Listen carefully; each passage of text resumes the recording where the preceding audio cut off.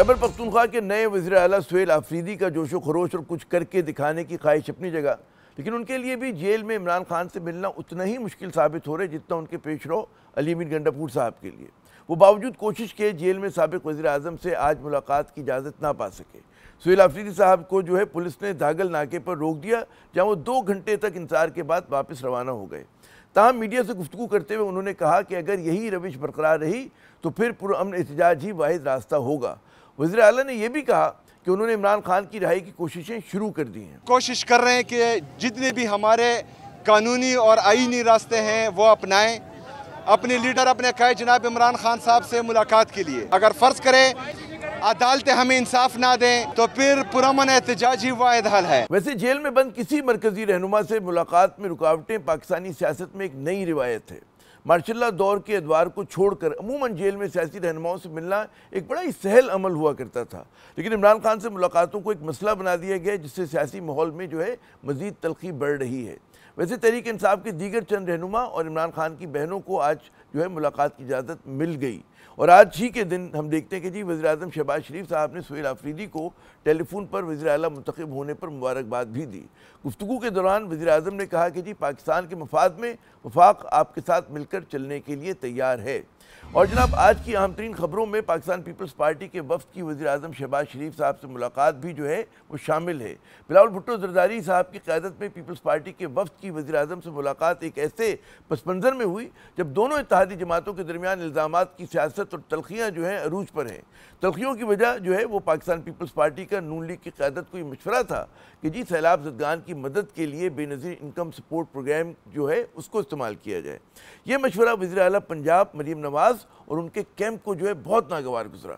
तमाम आज के इजलास के बाद नून लीग और पाकिस्तान पीपल्स पार्टी का एक दूसरे के खिलाफ बयानबाजी न करने पर इत्तफाक हो गया है। ज़राए का कहना है कि जी वज़ीर आज़म ने पाकिस्तान पीपल्स पार्टी के तहफ़्फ़ुज़ात दूर करने का यकीन दिलाया है। तकरीबन 1 घंटे की तवील मुलाकात में दोनों इत्तेहादियों ने पहले की तरह मिलकर चलने पर इत्तफाक किया।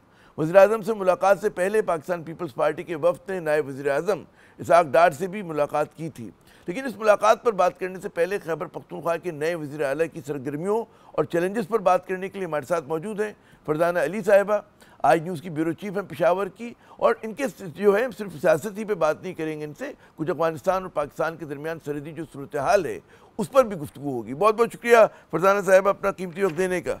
फरजाना साहिबा, सबसे पहले तो कुछ हम कहते हैं अपनी डोमेस्टिक दाखिली पॉलिटिक्स पे बात करते हैं कि आज आपके वज़ीर आला की जो है मुलाकात ना हो सकी इमरान खान साहब से, क्या तफसील है, क्या उनकी सरगर्मियाँ रही आज?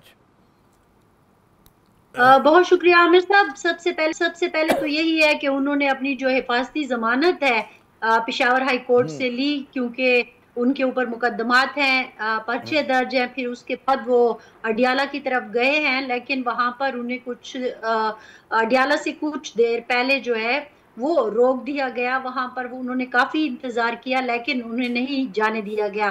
उन्होंने अपनी गुफ्तगू में ये बताया है कि उन्होंने जाहिर है, जैसे कि कल ही हमने खबर दी थी कि होम डिपार्टमेंट की तरफ से पंजाब को भी और वफाक को भी मरासला लिखा गया था, जिसमें इजाजत मांगी गई थी या फैसिलिटेट करने के लिए कहा गया था कि वजीर आला साहब कल बानी चेयरमैन से मिलना चाहते हैं मुशावरत के लिए। जाहिर है काबीना बनानी है और भी बहुत सारे मामलात हैं, तो उन्हें इजाजत दी जाए। उन्होंने ये भी अपनी गुफ्तगू में बताया कि शहबाज शरीफ साहब, वजीर आजम शहबाज शरीफ साहब ने उनको कॉल भी की है, एक बात भी दी है वजीर आला मुंतखब होने पर। लेकिन उन्होंने कहा कि मैंने उनसे गुजारिश भी की कि आप मेरी मुलाकात का कुछ करें, तो उन्होंने कहा कि पूछ के बताता हूँ। अब ये बड़ा एक दिलचस्प बात है, वज़ीर आज़म किससे पूछेंगे? वज़ीर आला पंजाब से? जी, बस अब अंदाजा लगा लेना कि वो कह रहे हैं कि पूछ के बताता हूँ, और फिर उसके बाद कोई कॉल ही नहीं आई। लेकिन आमिर साहब, मैं एक बात यहाँ पे जरूर कहना चाहूंगी कि जिस तरह से सुहेल आफरीदी वजीर आला खैबर पख्तूनख्वा का वजीर आला बनने से पहले लहजा हुआ करता था, बड़ा दबंग किस्म का, बड़ी मतलब जोर शोर से वो तकरीरें किया करते थे, और उनका एक इमेज बन चुका था कि ये एक एंटी एस्टेब्लिशमेंट जो है फिगर है। लेकिन आज हमने देखा कि उनकी बातों में भी बड़ा एक समझ बूझ थी, बड़े नाप तोल कर बात कर रहे थे, लहजा भी उनका ऐसा था। लगता है कि जो जाहिर है चीफ एग्जीक्यूटिव की एक कुर्सी पर अब वो बैठ गए हैं, तो शायद आज मुझे लगा कि उनका रवैया जो था वो बड़ा जिम्मेदाराना बड़ा था। आपने अहम बात अगरचे की। वो असल में जब इनके ऊपर शोर मच रहा था तो हम जैसे लोग यही कहा करते थे कि जब जिम्मेदारी आती है तो फिर खुद ब खुद तवाज़ुन भी आ जाता है, शख्सियत में तवाज़ुन आ जाता है, फिर आप अपने ओहदे के हिसाब से जो है चला करते हैं, आपका कदकाठ उसी तरह का हो जाता है। अच्छा ये बताइएगा कि आज मैं सुन रहा था उनका गुफ्तगू सहाफ़ियों से कि किसी ने मशावरती कौंसल या एडवाइजरी कमेटी की बात की, कौंसल है कमेटी KP के वज़ीर आला की मदद करेगी, जिसमें ज़रा सा वो नाला हुए, कहते हैं जी कोई और नहीं, मैं खुद बनाऊंगा अगर बनानी हुई।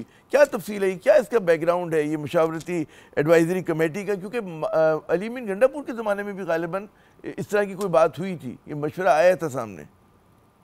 जी बिल्कुल, आपने वो जो आपके पहले सवाल से ये दूसरा सवाल जुड़ा है कि उन्होंने तो अपने आप को थोड़ा सा इस तरह से कर लिया कि वो हाँ चीफ एग्जीक्यूटिव होने का भी अब रोल प्ले करेंगे। और यही चीज अली अमीन गंडापुर भी कह रहे थे कि मुझे दोनों को बैलेंस लेके चलना है। लेकिन अभी देखिए कि जब जाहिर है उनकी पहली जो मुलाकात थी खान साहब से, अब तक उनकी कभी मुलाकात वैसे हुई भी नहीं है। ये उनकी यानी कि बानी चेयरमैन के जेल जाने के बाद से लेकर अब तक ये पहली दफा उन्होंने मिलना था और मशावरत करनी थी हुकूमत पर। जाहिर है मुख्तलिफ मामलात हैं, काबीना कैसी होगी, उससे पहले एक खबर जो है वो मीडिया पर आ गई और उसमें एडवाइजरी कौंसल बनाने की बात हुई और कहा गया कि वो कौंसल होगी जिसमें सीनियर लोग होंगे जो कि इनको मशवरे देंगे और इस तरह हुकूमत चलाई जाएगी। अब ये वो बुनियादी पॉइंट है जिसके ऊपर अली अमीन गंडापुर के साथ भी प्रॉब्लम हुआ था। अब यहाँ पे एक चीज आएगी और मुझे लगता है कि आज ये जो एक इशारे मिल गए हैं कि आप पख्तूनख्वा को अपने मुताबिक चलाना चाहते हैं। जो पाकिस्तान तहरीक इंसाफ के लोग हैं, बड़े हैं, रहनुमा हैं जो इस्लामाबाद में बैठे हैं, या शायद मरकज के वो जो रहनुमा हैं वो पख्तूनख्वा को अपनी मर्जी से चलाना चाहते हैं। अली अमीन गंडापुर ने तो इनकी बात नहीं मानी थी। अब वजीर आला साहब से भी जब ये बात पूछी गई तो बज़ाहिर तो उन्होंने पहले बड़ा हैरान होकर कहा कि किसने कहा है, मैंने तो ऐसी कोई एडवाइजरी कौंसल नहीं बनाई और मैं वजीर आला हूं और ये मैं करूंगा। तो उन्होंने जवाब तो दे दिया, लेकिन वो अपने इस जवाब पर कितना ठहर पाते हैं अब ये तो देखना पड़ेगा कि जब इस खबर। अच्छा लेकिन बात ये होती है कि वज़ीर आला का जो थिंक टैंक होता है वो तो उसकी अपनी काबीना होती है, काबीना के अंदर जो लोग होते हैं वो उसको गाइड भी करते हैं, मशवरा भी करते हैं, बहस मुबाहिसा भी करते हैं। तो यकीनन है कि ये नई चीज़ होगी अगर कोई सुपर बॉडी बनाई जाती है। आपने बिल्कुल कहा कि देखना होगा कि सोहेल आफरीदी इस बॉल को लेके कैसे आगे चलते हैं। अच्छा लेकिन एक बात मैं देख रहा था कि कारकुनों में बहुत ज़्यादा जोश व खरोश है, जहाँ जहाँ इनका इंट्रैक्शन हुआ है वो नज़र आ रहा है। कोई इन्होंने इशारा दिया अपनी तरजीहात के हवाले से कि क्या होंगे? एक नंबर तो कोई काबीना की तश्कील का कोई इशारा दिया, कौन होंगे कौन नहीं होंगे, क्या इस वक्त वो क्या साराइयाँ हैं? जी बिल्कुल, अगर आप तरजीहात की बात करें तो जाहिर है उनकी पहली तरजीह तो बानी चेयरमैन को छुड़वाना ही है और उनके ऊपर प्रेशर ही है। और यही प्रेशर था जो कि अली अमीन गंडापुर के भी और जाने का सबब बना कि जब उन्होंने वही मरकज में बैठी हुई लोगों की बातें नहीं मानी और सूबे को तरजीह दी, तो फिर उनका जो हाल किया गया तो वो अब दोबारा वही चीजें अभी से आना सामने शुरू हो गई हैं। उनकी तरजीह यही थी, अगर आप उनकी पहली जो स्पीच उन्होंने कायदेवान बनने के बाद की है तो उसमें ना सिर्फ उन्होंने ये इशारा दिया, जाहिर है जो कि अहम बात थी कि बानी चेयरमैन को छुड़ाना है, लेकिन साथ ही साथ उन्होंने थोड़ा बहुत अपना एजेंडा भी दिया। उसमें जो जम अजला है उनके लोगों के लिए बात की जो आमतौर पर लोग नहीं करते, उनको जम करके पख्तूनख्वा में वफाक ने भी बुला दिया, सब ने बुला दिया, तो उन्होंने उनकी बात की। उन्होंने जेंडर इशू की भी बात की। उन्होंने इसके अलावा भी बात की कि मेरे बहुत सारी चीजें हैं प्लान में जो मैं करूंगा इस सूबे के लिए जो कि बहुत जरूरी है। NFC की बात हुई, सारे चीजें हैं। लेकिन आज मुझे और काबीना का जाहिर है आज वो बात करके चले कि जब उन्हें कहा गया कि कुछ नाम आए हैं, जब वो पेशावर हाई कोर्ट में मौजूद थे तो उन्हें बताया गया सहाफियों की तरफ से कि कुछ नाम आए हैं, क्या वाकई काबीना में ये लोग शामिल होंगे, पुराने नए? तो उन्होंने कहा कि नहीं, वो फेक है जो लिस्ट चल रही है। अभी मैं जाऊंगा और बानी चेयरमैन से मशावरत करूंगा और उसके बाद हम अपनी काबीना तरतीब देंगे। यानी कि हालत जंग में आए हैं, ये वज़ीर आला बने हैं और इनको कोई हनीमून पीरियड नहीं मिलेगा। वो कहते हैं सर मुड़ाते ही ओले पड़े। अच्छा, अगर आप इजाज़त दें तो एक और अहम मौजू की तरफ मैं आपकी तवज्जो मबज़ूल कराऊंगा। वो पाकिस्तान अफगानिस्तान जो इस वक्त सरहद पे कशीदगी चल रही है और झड़पें हो चुकी हैं। आज भी मैं पढ़ रहा था कि आज सीज़ फायर की आड़ में जो है फिर दूरंदाजी की कोशिश की गई। महमद में कोई पाक फ़ौज ने 40-45 जो हैं दहशतगर्दों को हलाक किया। उसके अलावा फिर और जनूबी वज़ीरिस्तान बन्नू में कोई 34 का जो है दहशतगर्द हलाक हुए। बहुत बड़ी तादाद है। कोई तफसील है आपकी इन मामलात की? देखिए, जंग का आपको पता है कि कल 5 बजे के बाद जंगबंदी का ऐलान हुआ था और 48 घंटे का टाइम दिया गया था, जिसमें से आज 24 घंटे से ज्यादा गुजर गए हैं। लेकिन एक अच्छी डेवलपमेंट, जहां एक तरफ सरहदों पर आप देख रहे हैं कि पख्तूनख्वा में भी और बलूचिस्तान में भी, चूंकि यही दो सूबे लगते हैं, तो वहां पे टेंशन बहुत ज्यादा है। अगर टेंशन जंग के हवाले से भी देखिए, जो आपने बता दिया, मुसलसल दहशतगर्दी दरअंदाजी हो रही है, जो ओवरऑल भी पख्तूनख्वा में एक प्रॉब्लम हो रही है। लेकिन दूसरी तरफ हम ये भी देख रहे हैं कि वो जो ट्रेड बंद हो गई है, उसकी वजह से भी लोग बहुत परेशान हैं। सरहदें बंद हैं, जिनका डेली वेजर्स का या ट्रक ड्राइवर्स का, कंटेनर्स वालों का जो दारोमदार था, वो चीजें रुक गई हैं, वो अपनी जगह। लेकिन एक अच्छी खबर कुछ देर पहले आई है, वो ये है कि दोनों मुल्कों के वफूद, यानी कि पाक अफगान वफूद जो हैं, वो दोहा कतर जा रहे हैं। वहां पर कल एक बैठक होगी दोनों की, बड़े इंपॉर्टेंट लोग उन डेलीगेशंस में शामिल हों और उम्मीद की जा रही है कि मामला जो है वो निमट जाएगा। क्या कंपोजिशन है, क्या इस डेलीगेशन का कंपोजिशन है क्या? देखिए, जो इतलात आ रही हैं अभी तक, जाहिर है हुकूमत की तरफ से या सरकारी इदारों की तरफ से, उसको जब तक हम और आप बात कर रहे हैं तो कोई बात सामने नहीं आई। लेकिन जो जराए हैं वो यही बता रहे हैं कि इंटेलिजेंस चीफ भी हैं इसमें, पाक अफगान डिप्टी प्राइम मिनिस्टर हैं पाकिस्तान के, वो ज़राए दफा हैं और वहां से वजीर खारजा भी हैं। तो ये डेलीगेशन की जो सूरत हमारे सामने आई है। लेकिन मेरे ख्याल में ये हमारे लिए एक अच्छी खबर है कि बैठ के बात करनी चाहिए, क्योंकि देखिए, जो भी होगा, आप किसी भी सुपर पावर की लड़ाई अगर अपनी सरजमीन पर लड़ते हैं, अपनी सरजमीन को बैटलफील्ड बनाते हैं, तो आखिर में नुकसान हमारा और अफगानिस्तान का ही होगा। बड़ी अहम बात की, क्योंकि जी, क्योंकि बेख्याल में सरहद के दोनों तरफ एक कसीर तादाद है लोगों की कि जो जंग मुखालिफ और समझती है कि पाकिस्तान और अफगानिस्तान में ताउन होना चाहिए, ट्रेड होनी चाहिए, तिजारत हो, माशी ताल्लुकात बिल्ड हो रहे हैं। और ज़ाहिर है कि एक तारीख़ी मतलब है, दोस्तियाँ हैं, रिश्ते नाते हैं, कबीले जो हैं डिवाइडेड हैं दोनों तरफ, ड्यूरन लाइन के ख़ानदान जो हैं तकसीम हुए हुए। तो उसमें जो मार धाड़ है, ये मेरे ख्याल में बड़ी अनएक्सपेक्टेड, गैर मुतवक्को थी कि जिस नहज पे चीज़ें चली गई। लेकिन आपने भी सरहद का जिक्र किया कि वहाँ पर लोग मुतासर हुए हैं और ज़ाहिर है कि एक अफगान ट्रांजिट ट्रेड पे बहुत ज़्यादा अफगानिस्तान के इन्हिसार है। यहाँ से बहुत ज़्यादा सामान जाता है, कराची पे उतरता है, फिर ऑल द वे थ्रू मतलब तोरखम और चमन से जो है क्रॉस करता है। क्या आपके ख्याल में, और ज़ाहिर इसमें पाकिस्तानियों का भी बड़ा मफाद होता है, लोग सर्विसेज प्रोवाइड करते हैं, क्या सूरत हाल है ट्रेड बंद होने से? क्या लोगों के खदशात हैं और यहाँ पे मकामी लोग किस तरह से सोच रहे हैं? जी देखिए, मैं अगर आपको बताऊं इस वक्त कि एक लंबी लाइन है जो तोरखम बॉर्डर के दोनों तरफ कंटेनर ट्रक्स की लगी हुई है, जो सामान लेके जाते हैं। अब इसमें कुछ पेरिशेबल जो चीजें होती हैं, उनके तो खराब होने का भी खदशा होता है, जिसकी वजह से ड्राइवर परेशान होते हैं।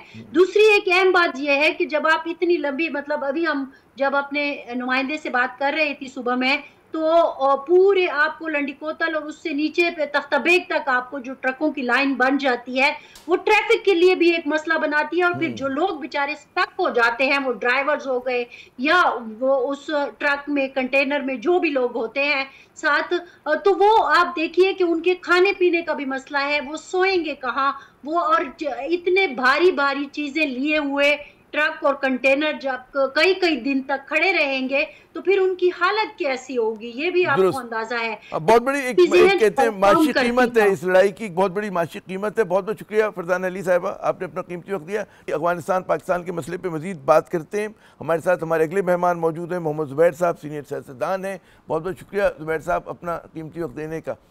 ज़ुबैर साहब, मैं इससे पहले के कहते हैं कि सियासी सूरत हाल पर बात करूँ, कुछ बात हो जाए पाकिस्तान और अफगानिस्तान की, इस तनाज़े को किस तरह से आप देख रहे हैं और आपको लग रहा है कोई ब्रेक थ्रू, क्योंकि सीज फायर हुआ है, कोई ब्रेक थ्रू करीब है? जी, मेरे ने ख्याल है कि ब्रेक थ्रू इतना करीब है। जाहिर है जब जंग शुरू होती है, जो कि जंग शुरू हुई पिछली जुमेरात की रात से, अगर मुझे जहाँ तक याद है, तो जाहिर सी बात है, उसमें इसका मतलब यह है कि उस हद तक बात पहुंच गई थी कि बातचीत मुमकिन नहीं थी।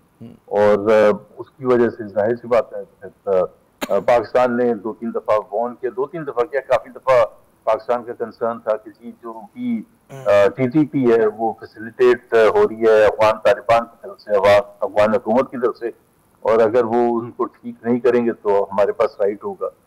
सो जाहिर है जो मुश्किलात हैं, दोनों के जो डिफरेंसेस हैं, अफगान हुकूमत कहती है कि जी हम नहीं कर रहे, हम कोई सेफ हेवन नहीं करते, और आमिर ये बिल्कुल वैसी सूरत हाल है जैसी मुशर्रफ साहब के जमाने में अमेरिका पाकिस्तान को कहता था कि जी आप ये जो तालिबान है, अफगान तालिबान जो यहाँ थे पाकिस्तान में, इनको आप कंट्रोल नहीं करते हैं, इनको आपके सेफ हेवन दिए हुए, इनकी बॉर्डर क्रॉस करके जाते हैं और अमेरिकन पर टेररिस्ट एक्टिविटीज करते हैं, और आपने अगर नहीं किया तो बूट्स ऑन द ग्राउंड, वो बड़ा एक मशहूर हुआ था उनका फिक्रा कि फिर हम खुद आके करेंगे। तो पाकिस्तान ने कहा नहीं नहीं हम करेंगे, बट पाकिस्तान का रिस्पॉन्स ये था कि हम कैसे कर सकते हैं भाई, इतनी बड़ी बॉर्डर है और ये सारी चीजें। तो वो अगर पाकिस्तान न्यूक्लियर पावर और सब कुछ उनका वो रीजन हो सकता था, क्योंकि अफगान तालिबान के साथ तो हमारे बड़े जबरदस्त ताल्लुकात थे ना, हमने तो उनको यही एक सवाल जो मैं कई लोगों से कर चुका हूँ गुज़श्ता 4-5 प्रोग्राम्स में, कि जो इत्तेहादी थे वो एकदम मुखालिफ कैसे बन गए।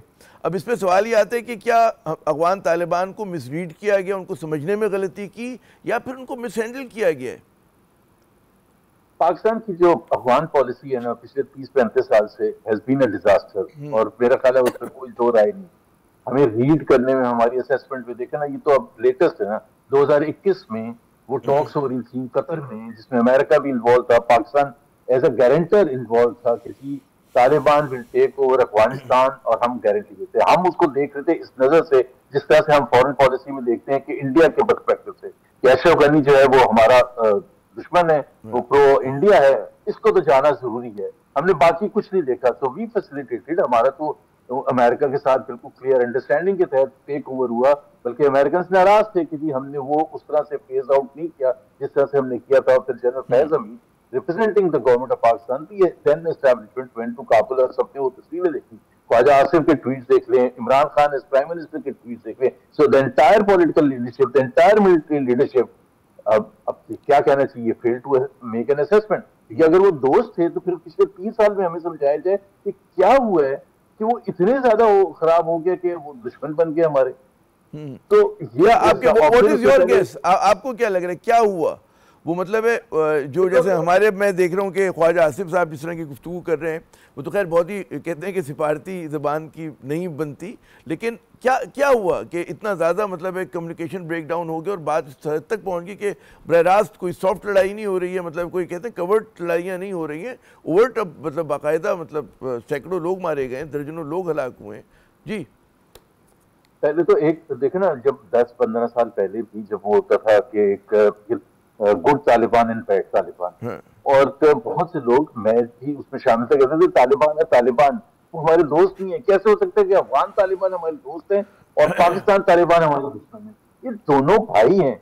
सो हमारे, लेकिन हमारे बहुत से लोग समझते भी थे, लेकिन उनके ऊपर जो सबसे बड़ा था ना, जो हमारी फॉरेन पॉलिसी का सबसे ज्यादा खराब एक तरीका रहा है कि हम इंडिया के एंगल से देखते हैं। Ashraf Ghani is pro India, इसका तो जाना जरूरी है, बाकी तालिबान आएंगे वो हम उनको हैंडल। हालांकि किसी हालत में भी तालिबान को हमें फैसिलिटेट नहीं करना चाहिए था as an organization, as a political party, as a government, जो औरतों के खिलाफ, जो छोटी बच्चियों के खिलाफ, जो उनकी पार्टिसिपेशन, जो हमें पता था सब कुछ, और हम फिर भी जाके उसको फैसिलिटेट करें, वैसे ही नहीं करना चाहिए। आपको लग रहा है कोर्स करेक्शन हो रहा है क्या पाकिस्तान की तरफ से इस मामले पे? कोई भी नहीं होगा कोर्स करेक्शन, बिकॉज हमारा देखे ना स्ट्रेटेजिक डेथ पॉलिसी भी अफगानिस्तान के हवाले से बनाई गई, और फिर उसको 2019 में जब वापस लपेटा गया तो जनरल बाजवा ने क्या कहा था? जनरल बाजवा ने कहा कि हम स्ट्रेटेजिक डेथ की पॉलिसी को खत्म कर रहे हैं because it brought devastating consequence. 2022 अक्टूबर में जनरल बाजवा ने जो तकरीर की Pakistan military academy passing out में, उन्होंने कहा कि मैं बड़ा प्राउड हूं कि हमने टेररिज्म को खत्म कर दिया। अब उसको आए में भी अफगान तालिबान को साल से ज्यादा हो चुका था उसका। सो हमारा समझना, इसलिए मैं कहता हूँ मुझे नहीं पता कोर्स करेक्शन हो रहा है ये नहीं।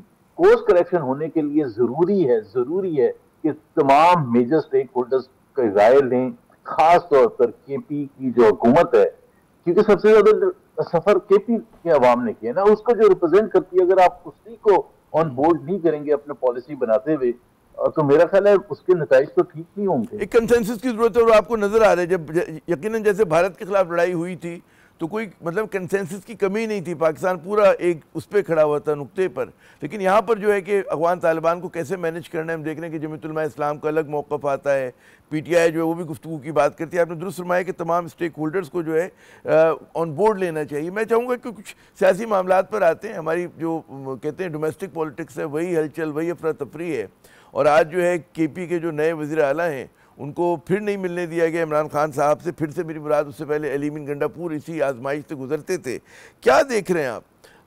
कुछ चीज़ें इस तब्दीली के बाद जो है कुछ आपको लग रहा है कुछ बेहतरी की तरफ जाएंगी या माजराई की शिद्दत में इजाफा होगा? जी लेकिन बात यह है कि मेरा ख्याल है महाजराई में इजाफा होगा, क्योंकि गंडापुर को जनरली बहुत से लोग, मुझे नहीं पता उसमें कितनी सच्चाई थी, लेकिन नजर आता था कि बहुत सी जगह पर वो कॉम्प्रोमाइज कर जाते थे एस्टैब्लिशमेंट के साथ, हुकूमत पाकिस्तान के साथ। ये एक है, और इमरान खान ने सोच समझ के ये पॉइंट किया है कि ये जो पुराना फॉर्मूला था गंडापुर के थ्रू, जो भी आपके जो सियासी मकासद थे पीटीआई के, वो उससे पूरा नहीं हुआ। तो अब एक ऐसे शख्स को उतारा गया जो कि मेरा ख्याल है सारी कश्तियां जला के आए हैं, और कश्तियां थी नहीं उनके पास, तो वो अब ऐसी सिचुएशन में आए जहां वो महाजराई को बढ़ाएंगे। अब इसमें बढ़ाने में जाहिर सी बात है उनकी दिलचस्पी सिर्फ उस हद तक होगी कि पीटीआई के लिए और इमरान खान के लिए हालात को साजगार किया जाए। इसी वजह से मैं कहता हूँ कि हुकूमत पाकिस्तान ने जिस तरह से शुरू किया था, परवेज रशीद जैसे एक संजीदा शख्स भी आके कह रहे हैं हम नहीं बनने देंगे, चीफ मिनिस्टर अता तायर कह रहे हैं कि हम नहीं बनने देंगे। मतलब आज तो खैर जो बात हुई ना कि वज़ीर आज़म ने फ़ोन किया, बात की, मतलब उनको अपनी हिमायत का यकीन दिलाया। जब शिकस्त हो गई, जब कुछ बचा नहीं, जब आप कोई पार्टी के बंदों को तोड़ नहीं सके, जो इलेक्शन कमीशन ने पूरा साथ देने की कोशिश की थी, सबको इंडिपेंडेंट डिक्लेयर कर दिया था, जब सब कुछ नहीं हुआ, कोर्ट भी आप चले गए, जेयूआई चली गई, अता तायर ने कहा हम देखेंगे कैसे बनते सुहेल अफरीदी चीफ मिनिस्टर, जब आपके पास कोई बचे ही नहीं तो फिर आपके पास ऑप्शन क्या था? अच्छा, नहीं मान लिया कि केपी की सियासत में जो है तहरीक इंसाफ ने अपनी बढ़तरी साबित की हुई है, लेकिन अगर मजमूई तौर पे आप सियासी मंजरनामा देखें तो हुकूमत जो है काफ़ी मतलब है आरामदेह पोजीशन में नज़र आ रही है। बैनुल-अक़वामी महाज पे बहुत ज़्यादा उनको कामयाबियाँ मिली हैं। उनका दावा है कि जी मईशत भी हम लोग ठीक कर रहे हैं, और जो अपोजिशन है वो कोई उन पर दबाव नहीं डाल पा रही है। ये हकीकत है ना कि ठीक है आप लोग टीवी पर आते हैं, प्रोग्राम करते हैं, गुफ्तगू होती है, लेकिन हुकूमत अंडर प्रेशर किसी तौर पे भी नहीं है। जी ठीक है, अंडर प्रेशर इसलिए नहीं क्योंकि उनको अवाम की फिक्र, उनको अपनी फिक्र है। हाँ। बिल्कुल अच्छी चीज होती है कि आपकी फॉरेन पॉलिसी में फतूहात हों, सबसे बड़ी सुपर पावर जो है अमेरिका की खुशनुदी हासिल की जाए, इसमें कोई खराबी नहीं है, लेकिन if it does not translate into the good for the people of Pakistan. अब आप आज ही एक रिपोर्ट आई है, मैं कि आम शख्स कहानी है, चौथा वर्स्ट, फोर्थ वर्स्ट पासपोर्ट है पाकिस्तान, उसको सफर कौन करता है? आम पाकिस्तान। ये कह रहे हैं कि सारी रिस्पेक्ट बढ़ गई हमारी पिछले पता नहीं कितने महीनों से, 1 साल से 3-3.5 साल तो इनको आए हुए हो गए। अब वो अगर फोर्थ वर्स्ट है और हमारे नीचे सब सहारन अफ्रीका भी नहीं है, हमारे से ऊपर नॉर्थ कोरिया भी है, तो जो आम पाकिस्तानी है आप खुद उसकी मुश्किलात समझ सकते हैं कि उसके लिए कितनी ज्यादा मुश्किलात है। This is where international community treats Pakistan, and हमें समझना चाहिए कि ये जो रेड पासपोर्ट कैरी करते हैं पाकिस्तानी, या ब्लू पासपोर्ट कैरी करते हैं, या एलीट है जिनको सब कुछ मिल जाता है आने जाने के लिए, Pakistan is not about them. So Pakistan की जो, जिस आप कह रहे हैं कि इकोनॉमी, भाई इकोनॉमी क्या गुर्बत बढ़ गई है, कोई डिनाई नहीं करता, गुर्बत बढ़ी है, एक्सपोर्ट के जो फिगर है वो एक्सपोर्ट डाउन है, ट्रेड डेफिसिट बढ़ गया है। हाँ, आप ये कहें एलीट के लिए जबरदस्त, देखें कितनी जबरदस्त तेजी से स्टॉक मार्केट ऊपर जाता है, बट यही तो तजाद है, यही तो हुकूमत समझने से कासिर है कि भाई आप किसकी परचेजिंग पावर 60% कम हो जाए मिडिल क्लास की, और आप कहेंगे जी हम बड़ा जबरदस्त कर रहे हैं, और 3.5 साल, 4 साल हो चुके हैं भाई। ये किसी, अब हम यू करना शुरू करेंगे प्राइवेटाइजेशन में, स्टेट इंस्टीट्यूशन की तबाही में, कोई वो इकोनॉमी जो है, मईशत, मुझे पता है आपकी एक्सपर्टीज है और बड़ा दिलचस्प मौजूद भी है, लेकिन अपनी कहते हैं ना कि मजीद वो चाहता है, वक्त चाहता है। बहुत बहुत शुक्रिया ज़ुबैर साहब, आपने अपना कीमती वक्त दिया। नाज़रीन, यहाँ पर लेते हैं वक्फे के बाद जब दोबारा हाजिर होंगे तो कुछ बात करते हैं कि पाकिस्तान पीपल्स पार्टी का जो वफ्द था वो मिलने गया वज़ीर आज़म साहब से, और क्या वाकई कहने को तो वो कहते हैं कि जी सीज़ फायर हो गया है पीपल्स पार्टी और नून लीग के दरमियान, लेकिन क्या वाकई हो गया है? बात करते हैं वक्फे के बाद। बिलावल भुट्टो की क़यादत में आज पाकिस्तान पीपल्स पार्टी के वफ़द ने जो है वज़ीर आज़म शहबाज शरीफ साहब से मुलाकात की, जिसमें दोनों इत्तेहादियों ने एक दूसरे के खिलाफ जो जारी लफ्जी गोलाबारी थी उसको रोकने का फैसला कर लिया, और साथ ही अहद भी किया कि वो इख्तिलाफ़ात जो हैं बातचीत के ज़रिए हल करेंगे। वैसे खबर जो थी गैर मतवक्को नहीं थी। पाकिस्तान पीपल्स पार्टी और नून लीग अपने तमाम तर तहफ़्फ़ुज़ात के बावजूद एक दूसरे के साथ जो चलना है उनका वो एक जबर और मजबूरी का सौदा है। दोनों में से कोई भी जमात जो है निज़ाम को हिलाना नहीं चाहती, लेकिन एक बात तो तय है कि वज़ीर आला पंजाब मरीम नवाज़ शरीफ साहिबा जो हैं और उनका जो कैंप है वो पाकिस्तान पीपल्स पार्टी को अपने सूबे में वो सियासी जगह देने के लिए तैयार नहीं जिसकी पीपल्स पार्टी एक अरसे से उम्मीद लगाए बैठी है। इसकी एक छोटी सी मिसाल, ये झलक जो है वो हालिया तनाज़े में आपको नज़र आई, जिसमें वज़ीर आला पंजाब ने पीपल्स पार्टी के इस मशवरे को यकसर रद्द कर दिया कि जी सैलाब ज़दगान की मदद जो है वो बेनज़ीर इनकम सपोर्ट प्रोग्राम के तहत की जाए। मरियम साहिबा जो है वो इमदादी सरगर्मियों पर अपनी तस्वीर और अपनी पार्टी का झंडा लगाने की ख्वाहिशमंद हैं। क्या आज की मुलाकात के बाद पीपल्स पार्टी के कुछ मुतालबात मान लिए जाएंगे? वज़ीर आज़म अपने इत्तेहादी की अशोई के लिए क्या करने का इरादा रखते हैं? हमें अंदर की खबर दे रहे हैं जनाब आज न्यूज़ के नुमाइंदे नवेद अकबर साहब। नवेद, बहुत शुक्रिया अपना कीमती वक्त देने का। ये बताइए कि वज़ीर आज़म से मुलाकात हुई, क्या कुछ तय भी पाया कि नहीं? जी बिल्कुल, आज पीपल्स पार्टी के एक आला सतही वफद ने जिसकी क़यादत बिलावल भुट्टो गिरफ्तारी कर रहे थे वज़ीर शहबाज शरीफ से मुलाकात की। इस मौका पर वज़रा शहबाज शरीफ के साहब के साथ मौजूद थे, जिन्होंने मुतालबा सुने हैं, पीपल्स पार्टी के तहफ़्फ़ुज़ात सुने हैं, और दोनों के तहफ़्फ़ुज़ात जो है वो बड़े वाज़ेह थे। पीपल्स पार्टी का कहना था कि पंजाब में बल्दियाती इलेक्शन के बारे में जो कानून साजी थी उसके हवाले से हमें इत्मीनान में नहीं लिया गया। इसके अलावा ये कहा गया कि नून लीग ने पंजाब में बतौर इत्तेहादी जो मुशावरत करना थी वो नहीं की। पंजाब का पावर शेयरिंग फार्मूला भी पसंद पुश डालने पर तहफ़्फ़ुज़ात है उन्हें, और उनका कहना था कि पंजाब पावर शेयरिंग फार्मूले पर मामला एक इंच आगे नहीं बढ़े। ये भी कहा गया कि पंजाब में जो है मुस्लिम नून की क़यादत इस तरह के बयान दे रही है जो पीपल्स पार्टी को काबिल कबूल नहीं है। पीपल्स पार्टी के जो अरकान पंजाब असम्बली हैं उनके जितने भी हल्कों के मामलात हैं उनके ऊपर कोई उनकी दादरसी नहीं हो रही। अच्छा नवेद, ये बताइएगा कि जो तनाज़ा शुरू हुआ था वो इस बात पे हुआ था कि जी बेनज़ीर इनकम सपोर्ट प्रोग्राम की जो कहते हैं ना सैलाब ज़दगान को मदद होगी या उनको जो रकम बांटी जाएगी उस प्रोग्राम के तहत होगी, और उस पर मरियम साहिबा के तहफ़्फ़ुज़ात हैं, तो उस पर कोई ब्रेक थ्रू हुआ या नहीं हुआ? जी बिल्कुल, पीपल्स पार्टी के ये कहना है कि जिस तरह 2022 के सैलाब के दौरान सिंध में और दूसरे सूबों में जितनी रकम पे लोगों को अदा की गई जो मुतासिरीन थे वो बिस्क के जरिए थी, अभी बिस्क के जरिए की जाए, लेकिन उस हवाले से वज़ीर आला मरीम नवाज का जो मौक़िफ़ है वो बिल्कुल अलग है। उनका कहना है कि जितनी रकम हम देना चाह रहे हैं वो बिस्क के उसमें नहीं आती है, बिस्क उतनी रकम नहीं दे सकता, और साथ साथ शायद उनको कुछ तहफ़्फ़ुज़ात भी हैं कि वो पीपल्स पार्टी को क्यों अपने सूबे में इस तरह बिस्क के जरिए कदम जमाने का मौका देंगे, क्योंकि नून लीग की क़यादत बड़ी वाज़ेह है कि ये खुद उनके लोग जो है वो इस्लाम तासीन तक ये इमदाद पहुँचाएंगे। तो इस तरह से अभी तक जो मुलाकातें हैं उनमें कोई इस तरह की ठोस चीज़ सामने नहीं आई है, और यही सुनने में आ रहा है कि दोनों जमातों की क़यादत ने जल्द दोबारा मिल बैठने पर इत्तेफाक किया है, लेकिन अभी तक मामला जो है खासतौर पर सलामत की बहाली तो खबर ये हुई कि मामला तय नहीं पाए, अभी एक और मीटिंग होगी, अभी सिर्फ कहते हैं ना बर्फ को जरा तोड़ा है, बर्फ पिघली है थोड़ी सी, ये कह सकते हैं? जी बिल्कुल, देखें एक और मीटिंग बनाई हुई है, एक और कमेटी बनी हुई है जिसको हेड करते हैं नायब वज़ीर इसहाक डार, जबकि पीपल्स पार्टी और मुस्लिम नून की आला क़यादत जो है टॉप क़यादत को छोड़ के वो उसमें मौजूद है। वहाँ पे मामलात के ऊपर डिस्कस किया जाता है, क्योंकि ये पंजाब हुकूमत से मुतल्लिक मामलात है, इसलिए वज़ीर शहबाज शरीफ और जो नायब वज़ीर आज़म है इसहाक डार वो बराह रास्त कोई छोटी देने को तैयार नहीं है, और उनका ये ख्याल है कि मज़ीद मामला जब आगे बढ़ेंगे पंजाब हुकूमत के जो आगे मरकजी लोग हैं वो भी उसमें बैठेंगे, उसके बाद मामला को आगे बढ़ाया जाएगा, क्योंकि मुस्लिम नून का ख्याल है कि जिस हद तक स्पेस पीपल्स पार्टी की बनती है वो तो उसको दी जा रही है। तो इसलिए कह सकते हैं कि बाल जो है अब वज़ीर आला पंजाब मरीम नवाज के कोर्ट में है कि वो क्या फैसले करती हैं। तो जनाब बॉल जो है वो मरीम नवाज साहिबा के कोर्ट में। बहुत बहुत शुक्रिया नवेद अकबर साहब, आपने अपना कीमती वक्त दिया। नाज़रीन तो सर वक्फा लेते हैं, हमारे साथ रहिएगा। तो जनाब पाकिस्तान पीपल्स पार्टी इस वक्त जो है नून लीग की बी टीम का किरदार अदा कर रही है, और इस उम्मीद के साथ करिए कि जी एक दिन मरकज़ में उसकी भी बारी आएगी।